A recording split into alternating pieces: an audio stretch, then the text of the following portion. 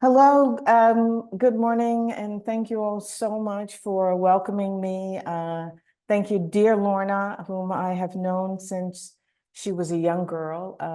Her mother was friends with my mother. And so I only have a few minutes and I have a whole lot of history to share. Initially I wasn't going to start with this particular page, but this is the history of what was happening in America. And you can see here Mexicans and Negroes stay out. And that was the reality of the world that I was born into. And it was just wonderful to know that there are Latino women here and that there needed to be an interpreter, and that Connecticut, the state of Connecticut, is advancing forward and taking care of the needs of your people, because it's important. It's about all of us together. So I wanted to tell you as I go forward, that's my Uncle Martin, who was my godfather, whom I grew up with. But so these are my guys. That's my dad, Ralph David Abernathy, and Uncle Martin. And my dad was a college professor at Alabama State. He taught sociology, and he became dean of men at Alabama State. And this was what he was doing prior to the civil rights movement, the starting of the movement. And my mother, Juanita Odessa Jones Abernathy, was a business education high school teacher. And one of the other things that she would do after I got older in life, she was a Head Start teacher. So my hats go off to all of the Head Start teachers. The thing about the civil rights movement and growing up in the midst of the civil rights movement, I was aware of everything that was going on, and children are keenly aware. That's my dad. The holiday that we celebrate was my dad's idea that he presented to Congressman John Conyers. And children celebrate this holiday today with great pride because it teaches them to share and to love, because that's what it's all about. Let me just go forward to my guys. So that's my mother and my father, and that's Uncle Martin and Coretta. And they were very instrumental in shaping not only my life, but the lives of young people all across America today. We have a free meal program for low-income children in public schools today that my dad created. And it is very important. And they went to Mississippi in the 60s, and they saw a teacher cutting two apples, and Uncle Martin said, "Oh, so this is the snack for the children." And the teacher in Mississippi said, "No, actually, this is the meal that these children will have." And so they were devastated to see that these children were hungry. Children were hungry in Appalachia. Poor white children, poor Black children, poor Latino children were hungry. And if children don't have nourishment, what they're thinking of once they're in the classroom is eating as opposed to learning. But if their stomachs are full, then they can think and then they can learn. And when they learn, they rise up to be the best that they can be, which then helps our society to be a better society. So I'm just going to tell you about really quickly about how it all happened. And you know about Rosa Parks and what happened. Rosa Parks was the third person to be arrested. And so they created the civil rights movement, Daddy and Uncle Martin. And Uncle Martin was not trying to do it. My dad was trying to do it because he had been a soldier. You saw his picture really quickly earlier. He was a soldier in World War II. And my dad was the youngest man, and they made him the sergeant over all of the older Black men because he was 16 years old when he was drafted. And he developed rheumatic fever in England, and they sent him back to Fort Devon, Massachusetts. And unlike the white soldiers, after they fought in the European theater, they were then sent to the islands off of the coast of Japan, where everyone was killed except for one soldier named Benny and my dad. And my dad decided at that point, they had fought and they died to defend our democracy, yet they were denied the right to come back to the United States of America and enjoy that same democracy that they had fought for and died for. And therefore, he was going to dedicate the remainder of his life to a noble cause. Because of the rheumatic fever, they told him he'd never live to be 30. So he needed his life to be of purpose. He met Martin Luther King when they were both, my dad was getting his master's at Atlanta University, and Uncle Martin was getting his undergraduate at Morehouse College. So Granddaddy King, Uncle Martin's father, invited my dad to hear Uncle Martin deliver his first speech. And that's when he heard Uncle Martin. They shook hands. There was chemistry between them. A few days later, my dad had a date with a young lady. She told him she couldn't go out with him. So my dad went by himself to the concert, and there he saw Martin under the tree. He went over to talk to Uncle Martin, and then hiding behind the tree was a young lady who had lied to my dad that she was going to be sick that night. So she stood my dad up for a date with Uncle Martin, and that's how their friendship began. They got rid of that woman, and this bond was created between them. Anyway, this is the beginning of the Montgomery bus boycott. And Uncle Martin was so young, but my dad was the one who decided he was going to do something and organize when Rosa was arrested. And Uncle Martin was reluctant to join him. But Daddy was like, this is what we're doing. And because they had this friendship, that's what they did. And they spent those 13 years together. That's them going to the courthouse. We were so hungry for our freedom because we had endured 244 years of slavery, and then 100 years of Jim Crow segregation. That's 344 years. So it was standing room only in the churches, and they had like 5 meetings per evening. And this was the world of segregation. I'm just going to go forward because this is what you need to see here. It says, we shall overcome with liberty and justice for all, not for some, not for just white people, or not just for Black people, or for Asian people, or for Latino people. The Constitution and the Declaration of Independence was designed to benefit all Americans, regardless of their color, regardless of their religion. So these are the Daddy and Uncle Martin getting arrested. And so here they're learning nonviolence because they didn't know how they were going to fight. But the incredible thing is, this is my sister in this photograph, and this is Glenn Smiley right here, the man, the white man, who taught my father and Uncle Martin the principles of nonviolence. And I'm showing you my sister because she's very important in the shaping of early childhood development. So they ride the bus, and then right after they were able, after 381 days, and we are able to ride on the bus, white people became angry. So what they did in retaliation is they bombed our homes and they bombed our churches.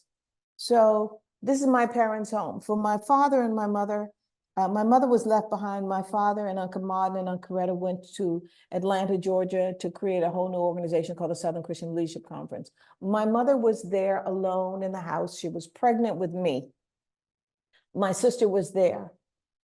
She said she was watching late night television. She got up, she went into the bedroom, and about 15 minutes later, the front of the house just exploded. They had placed the bomb right near the gas line. Thank God the Klansmen who placed the bomb were not good mathematicians, because if they had been good students, they would have known to place the bomb 6 inches closer to the gas line. Then the house would have gone up. They told my mother would have died, my sister would have died, and I never would have been born. This is the other part of where the bomb was. Anyway, that's my mother there. That's my father holding my sister the following day as they're looking at the house and they get ready to leave the house. And you can see here at the lower part of this extremity, that's my mother's stomach, and I'm there inside of my mother. The thing of it is whatever happens to a mother during that pregnancy, the fetus feels that.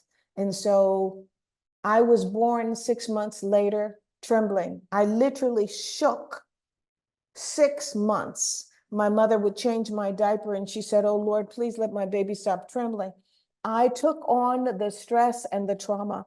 I do remember that my mother and father were both readers, and my mother, while they were outside of the house, would read aloud. And as she would read aloud, my sister would be there with her, but I was there taking in, and I moved the other day, and the thing that I realized is I own more books than I own clothing, than I own shoes. And it is something that came to me while I was inside of my mother's womb. They bombed my father's church that same night. They bombed this white minister's house, Reverend Robert Gratz. So they bombed my parents' home, my father's church, Bell Street Church, Mount Olive Church, in the home of this white minister, Reverend Robert Gratz, sending a message to him that he was a bad white man because he was the pastor of a Black church. But Reverend Gratz decided he was going to spend the rest of his life there. And as a little girl growing up in the midst of this integrated world, it taught me to love, not to hate. And when I saw white people who were a part of our struggle, I knew that we were not in our struggle alone. We were in a struggle together to make America live up to the principles upon which our nation was founded. Here they are learning nonviolence. And this is how people retaliated by saying that race mixing was communist, but it really and truly wasn't. That's the first March on Washington. And then Uncle Martin got stabbed. And as a little girl, I remember Uncle Martin getting stabbed. And as a child, you feel and hear and all of what was happening. And Uncle Martin told us that it touched the aorta, and that if he had sneezed, it would have ruptured the aorta and he would have died. And we used to climb on top of him and then kiss him. But the other thing I just want you to see, and I just want you to see them. So that's me right there, this little girl in the middle. I'm on Uncle Martin's lap. That's Uncle Retta. That's my mother. That's my sister, me and Uncle Retta, and my dad and me. And we're living in Montgomery. And because Uncle Martin used to bite his fingernails, I decided to bite my fingernails. Because of trauma, I sucked my thumb. I pretty much sucked my thumb till I was about 10 years of age.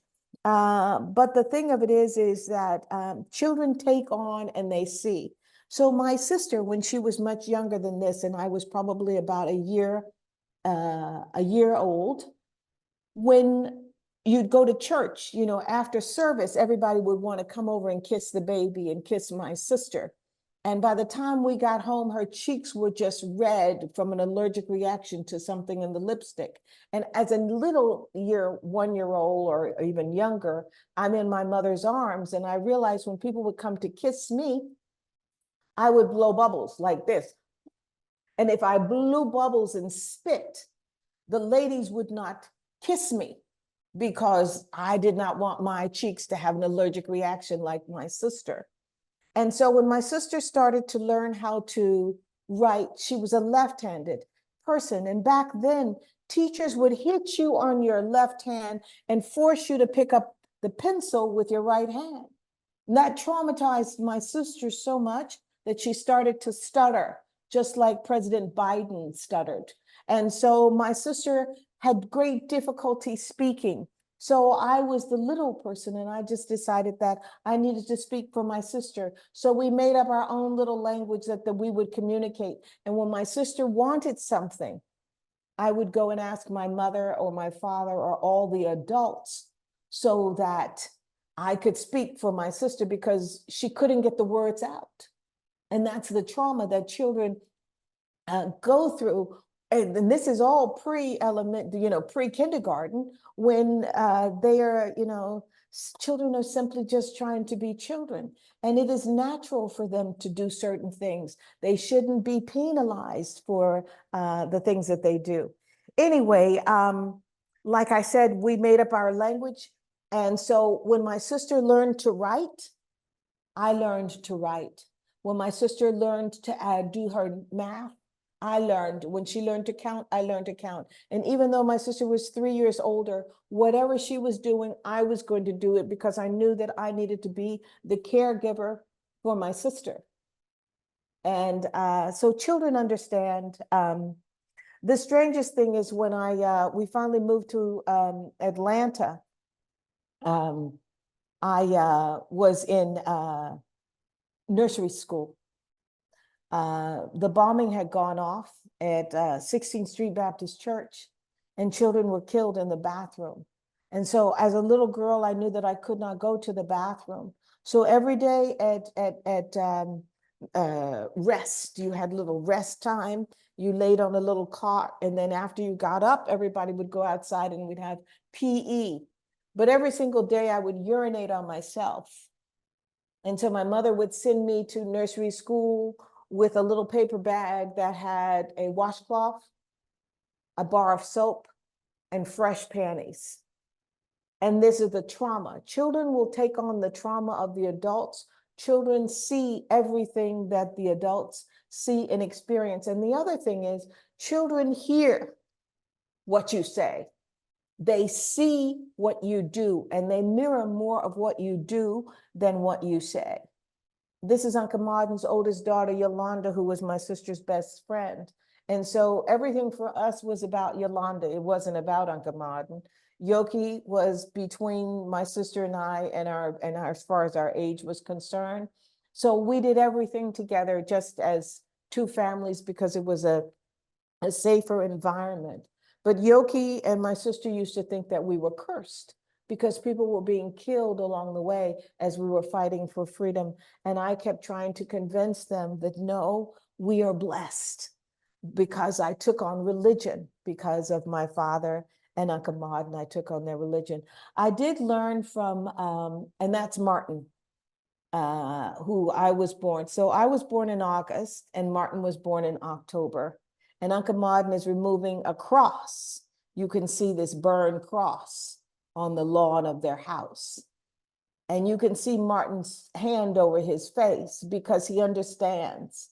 You cannot pretend that children don't understand, children don't see, and children don't know. They know, they see, they understand, and they hear. They understand when people compare. They understand when you fawn over another child and you forget them. There needs to be a democracy when we're dealing with all children, and that all children need to know that they are loved and appreciated. And they also come from homes that sometimes where there's trauma going on in the home. And the important thing is once they get into that classroom, that you have teachers that show love for them. That is what I did have. I was fortunate enough to have some teachers who loved me. And these are the kids. That's Martin and Yolanda. So I was always the age of Martin, and Yolanda was my sister, just a year under my sister. And here we are. This is us on the porch of our house that had been bombed. So my sister has a softer look. My brother is somewhere else, but you can see in my eyes this clearness that I developed because I knew that I needed to be the protector of my sister. I had to be the protector of my brother. I had to be the protector of my father and my mother. And when we would drive to the deep south, I could not sleep in the car. I would always stay awake and talk to my dad to make sure that he stayed awake so that there would never be an automobile accident, that I would be there with him. And strangely, for the remainder of my life, that became my role and still is my role as the protector and the provider of our family, simply because of the way that people mistreated my sister as a young girl. Anyway, so these are the Freedom Riders. And I'll never forget the morning of the Freedom Riders. They were trapped overnight. This is Jem's word. They beat him when they arrived in Montgomery, he and John Lewis. And Daddy had a press conference. Uncle Martin came over and the people are trapped in the church. And they took Virginia Durr, this white woman's car. They were angry that she had tended. And they turned her car over and they set it on fire. And you can see Uncle Martin with his hands over his eyes, just like, what am I going to do? His son Martin had that same expression as a little baby you saw, a toddler a few images back. Anyway, Bobby Kennedy sent in the National Guard, but you can see the people sleeping.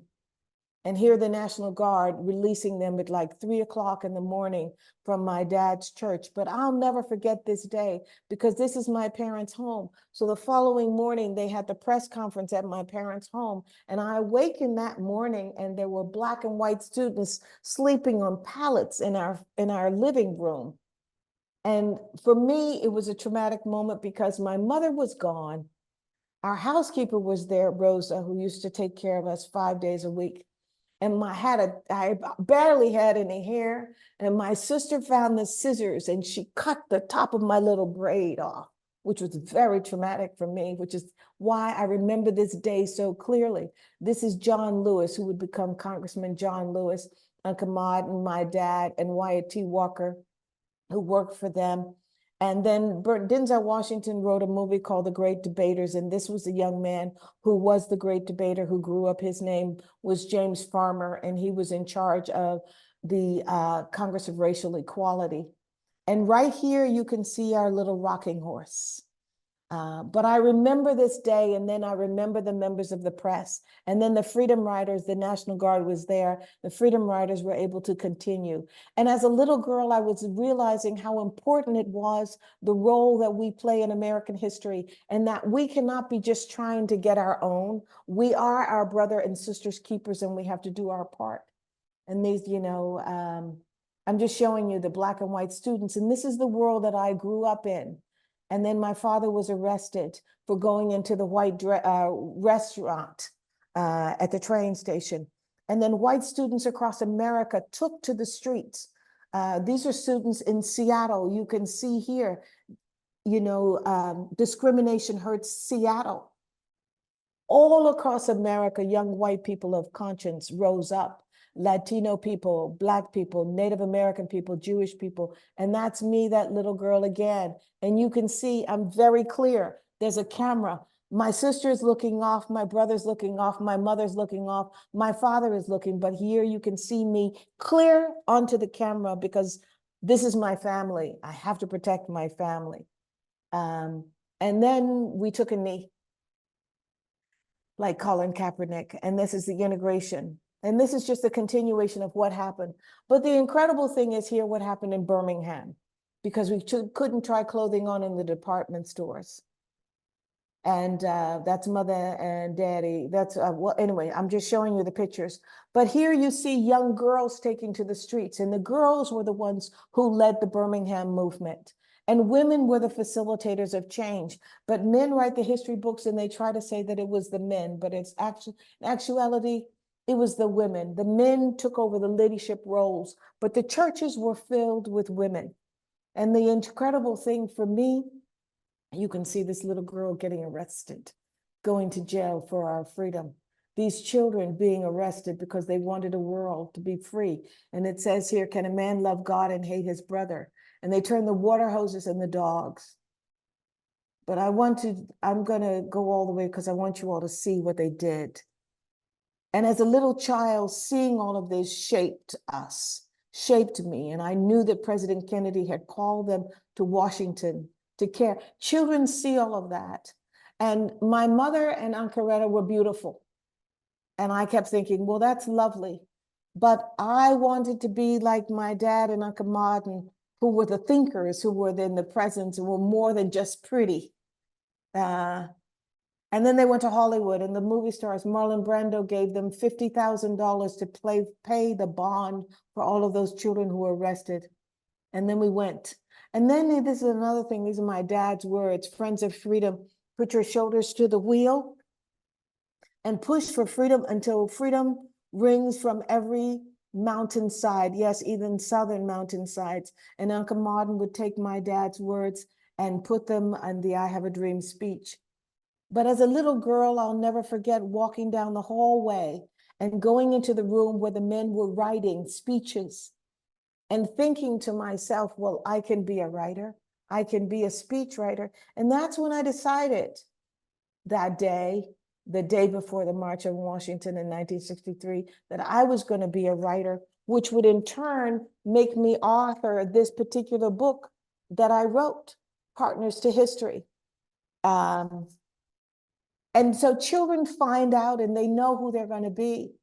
I remember this day vividly, and everybody coming together for our freedom. And yeah, and as we stood on the steps, I don't remember my dad speaking that day, but I remember Uncle Martin speaking. And so that's Uncle Martin speaking. That's Aunt Coretta. That's my mother. That's Mahalia, whom we knew as Aunt Mahalia. Dorothy Height, who was in charge of the United Negro Women.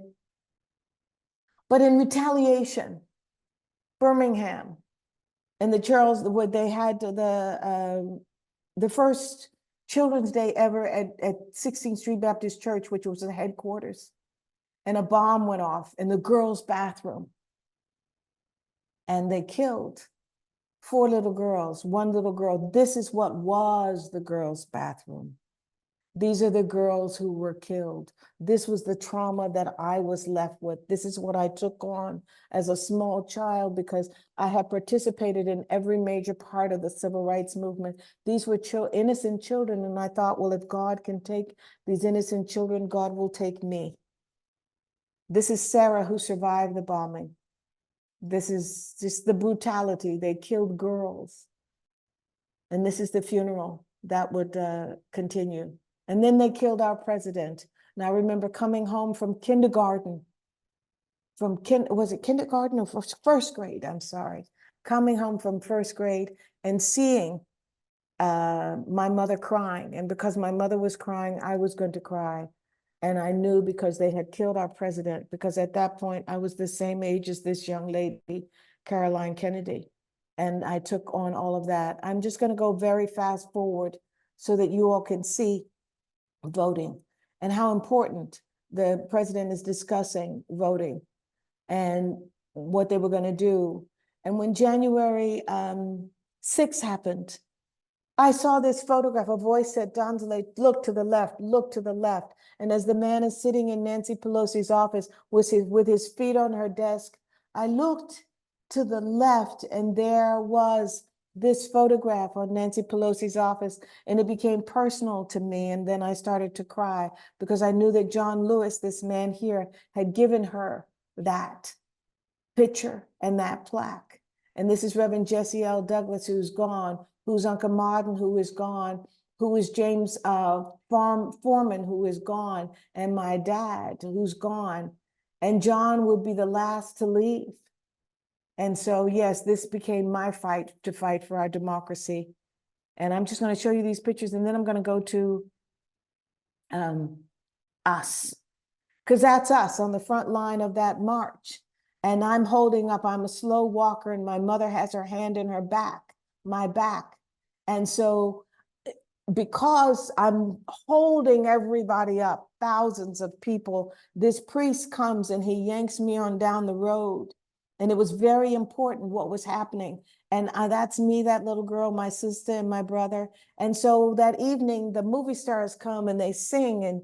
And Tony Bennett sang, I Left My Heart in San Francisco. Odetta was there, and Bob Dylan and Joan Baez. And there was Mary from Peter, Paul and Mary. And she had two young men. And as a little child, you don't quite understand. And I thought, oh my God, Mary has two men. Let the day come that I could have two men. And that's me right there standing. And that's my sister right beside me. As I'm listening, I think I know exactly what Uncle Martin is talking about, but I didn't. And then the following morning, I'm still sucking my finger as we get ready to start that final march from Selma to Montgomery for the march for the right to vote.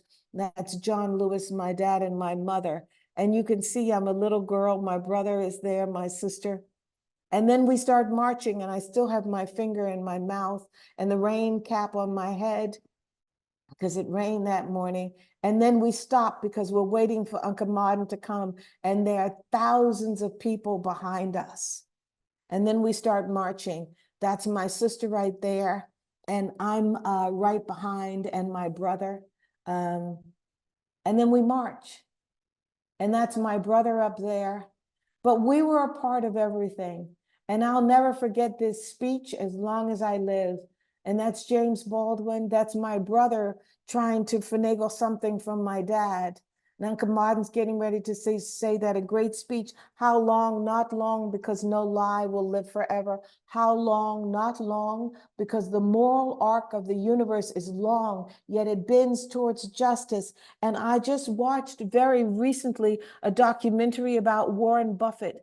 And he spoke about Uncle Martin's speech about the moral arc of the universe, which made Warren Buffett, who at that point was the richest man in the world, decide that he was going to give away a good part of his fortune to the Bill and Melinda Gates Foundation to give to those who are less fortunate, because we are all in this together. It's not about some of us, it's all about all of us. That's my brother seated there. My dad made him sit there. My sister and I stood backstage. And as Uncle Martin spoke, her arm went up and I kept telling her, this is going to be a great speech. And she wasn't like, she was more glued at the Alabama State Patrol that lined the Capitol to protect George Wallace, the governor, who was afraid in the governor's mansion. But then later on that day, and this is what I'll never forget, and this is where I'm going to close, Mrs. Valilauza, a white housewife from Detroit, Michigan, who took to the South to register Black people to vote. She said, I can't do anything but drive Black people back and forth to the polls. So that's what she did. And she participated in that march, and she got back in her car and she dropped this man off. She dropped this man off, and she had Leroy Moulton in the front seat of her car. And the Klan saw as she left Selma, a Black man in the front seat of the car, and they chased her down Highway 80. The speeds got up to, close to 100 miles an hour. And then they lagged back and they got their pistols, and the FBI informant said, what are you doing? What are you doing? And you can't do this. And they're like, oh, yes, we can. You're in the big leagues. So they pulled up beside Mrs. Lauza, and she slowed down her car and she turned and she looked at them. They took their pistols and they shot her in the face. Her brain splattered all over Leroy Moulton, and the car went into the side of the gutter. Her name is pretty much nameless in history, but President Johnson had to sign the Voting Rights Act into law. And his daughter, Lucy Baines Johnson, is my dear friend. And Lucy said she didn't want to go to school with her father that day, but her father said, the most important piece of legislation I'm going to sign is the Voting Rights Act, and you are going to work with me today so that you will witness the signing of the Voting Rights Act. And then we got the right to vote. And here is the president shaking hands with Uncle Martin and handing over the ink pen, and that's my dad. And that's Lucy right there watching and understanding. And that's how important it is to involve children in very important decisions that are made that not only shape their lives, but help to shape humanity. Anyway, there isn't much more. Oh, and then right after that, oh, yeah. My mother asked us if we wanted to integrate the elementary schools, and I was the first child to raise my hand because I was an artist, and I had a little Black teacher, and she said to me that I wasn't going to be an artist because I was drawing and I was printing. I didn't know how to write cursive. And at that point, I was such a great printer, I would write the checks for my mother. And as I got older, I would balance the check, but I would write the checks. So I raised my hand first before everybody. And I also knew that if I went to Spring Street School, I could go to school with this little boy named Eric Roberts, whose father was the acting teacher. So after we would leave ballet on Saturday, we would go to Mr. Roberts' house. Mr. Roberts was the father of Julia Roberts, the movie star Julia Roberts, and Eric was her little brother, whose job was to take care of me. And so we integrated the schools. And the thing that in integrating the elementary schools, I learned that it isn't the children that carry hate. It's the parents that teach them to hate. And that my little best friend was a little girl named Andrea Berta. And Andrea Berta, she said, my mother doesn't want me to be friends with you. So I'm going to still be your best friend here at school. But when school is over, you're going to sit on the opposite side of the canopy. And this is all the canopy. And she would sit on one side on the bench and I would sit on the other side so that her mother wouldn't know that we were best friends. But the children will tell you because the children are curious. If there's a child that has a problem, then all the children will go and want to find out and how to help that child. But it's the parents that teach hatred. But anyway, because of that, I created this school, New Road School in Los Angeles, where Amanda Gorman, who is the poet laureate, she's the young poet laureate. She was one of my students, and she used to sit on the floor with me and her twin sister with all the little students every year, and I would teach them the history of the civil rights movement and let them know that it was all of us together. And then the other thing I want you to understand is that what you give to the children are important. I knew this guy named Jack Ashworth, and he married an Asian woman. And she was saying that, she said that her children were they tested her children. They said that they were geniuses. And she said, no, they're not geniuses. I taught them when they were in utero. And thank you, Lorna, for correcting me. In utero, while she was in the stomach. So when my sister-in-law was pregnant with my first nephew, I taught him the multiplication tables and I filmed his birth. And soon as he came out of the womb, I said 2 times 2 is 4. And that newborn baby whose head had not moved turned and looked directly at me. He's a mathematician and he's an accountant today. And so my brother painted an entire wall in their bedroom, black with chalk. And I put up the multiplication tables from 0 to 12 on the wall. And both of my nephews, were math majors, A students. They played football, but they still were A students. But they learned through osmosis because it was all there in front of them. I also put on the television, a big board, I conjugated 2 verbs like you have in French, have and to be. So I am, he, she, all of the, and then the be and to have, I have, you have, he, she, it has, and I conjugated them and I left them there. So every time when they were in preschool, from the age of 1, they would look at the TV and then right next to the TV were these 2 words that were the conjugation. And my nephew said to me recently, Donzaleigh, I don't know how to speak poor English. I said, oh, really? He said, yes. He says, I have to make an effort so that I can sound like I'm from the hood with everybody else. He said, because you wrote that board there and the board was there and it was there for all of those years. And so I always knew how to speak. And if you put it right there in front of children, it shapes them. The sad thing today is my niece, Ella Grace, is 4 years of age. And my brother's been trying to get her into school. Her mother has been resistant and her mother gave her the iPad. And so they give the children the iPad and they teach them the games. But children are like sponges. And if you give them books and teach them at early ages, they will learn. They start learning from the moment they are born. So give it to them. And don't worry about giving them or thinking that they cannot understand. They understand, they know, and they grow. And my mother, as a Head Start teacher, was able to help children. Anyway, that's my story. I know that there is so much, you all might have questions. All I can say is never underestimate children. They can't hear what you say for seeing what you do. And they're brilliant. They're smart, they're good, they're kind, they're loving by nature. And if you give them the best of yourself, they will give you the best of themselves. Anyway, that's it. That's all I have to say. Thank you so much, Connecticut. Thank you, Lorna.